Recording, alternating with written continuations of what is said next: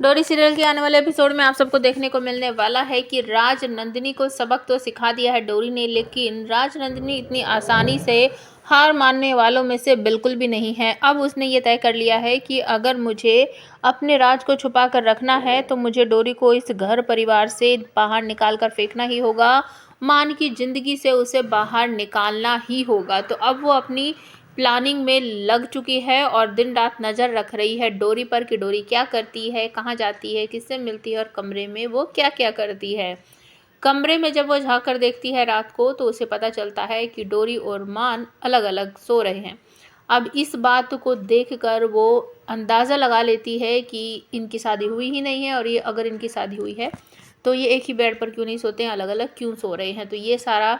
सोचकर अब राजनंदिनी ने प्लानिंग कर ली है कि कल सुबह होते ही ये सारी चीज़ें जो है मैं घर परिवार वालों को सबके सामने रख दूंगी कि मान और डोरी की शादी नकली है। जितना ये हमारे सामने दिखावा करते हैं वैसा कुछ भी नहीं है, ये एक दूसरे से कोई प्यार प्रेम नहीं करते, और बिल्कुल होता भी वैसा ही है। अगले दिन ही काव्या के साथ मिलकर राजनंदिनी डोरी का सारा सामान जो है वो नीचे फेंक देती है और सारे घर वालों को इकट्ठा करके डोरी के बारे में सच्चाई बता देती है।